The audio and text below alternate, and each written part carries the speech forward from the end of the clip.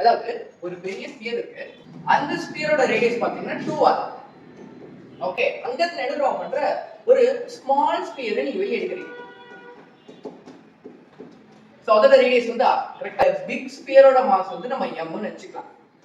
Okay, அப்போ இந்த small ஸ்பியரோட mass எவ்வளவு நம்ம கண்டுபிடிக்கணும். Mass will be directly proportional to radius power cube இல்லையா?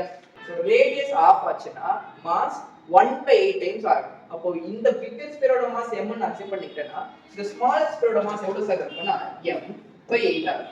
Moment of inertia of the smaller sphere. இப்போ இந்த ஸ்மால் ஸ்பியரோட மொமெண்ட் ஆஃப் இனர்ஷியா பாருங்க. இப்போ இதான இந்த ஸ்மால் ஸ்பியர், அவங்களோட ஆக்சிஸ் எங்க பாஸ் ஆகுது, டான்ஜென்டல், அதாவது கார்னர்ல பாஸ் ஆகுது.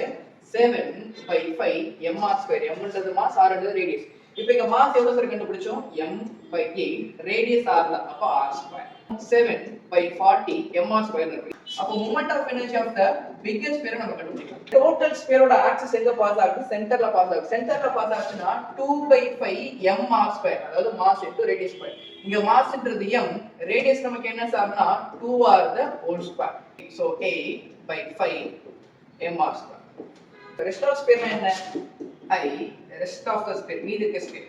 நல்லா பாருங்க, இப்போ ஆல்ரெடி மொத்த ஸ்பியரும் இந்த ஒரு மொமெண்ட் ஆஃப் இனர்ஷியா கிரியேட் பண்ணி வச்சிருக்கு. எவ்வளவுனா 8/5 mr². அங்க இருந்து சின்ன ஸ்பியரை கொண்டு போயிட்டா அந்த சின்ன ஸ்பியர் என்ன பண்ணும், அவங்களோட மொமெண்ட் ஆஃப் இனர்ஷியா கான்ட்ரிபியூஷன் அவங்களோடயே கொண்டு போயிடுவாங்க. அப்போ மீதி இருக்க மொமெண்ட் ஆஃப் இனர்ஷியா எவ்வளவு இருக்கு தெரியுமா, ஆல்ரெடி அவங்க டோட்டலா பார்க்கும்போது 8/5 mr² இருந்தாங்க. பின்ன என்ன பண்ணிட்டேன், 7/40 mr² அவங்க கிட்ட வாங்கிட்டு போயிட்டேன். அப்படின்னும் போது -7/40 mr². 7 அப்படினா உங்களுக்கு 57/40 mr².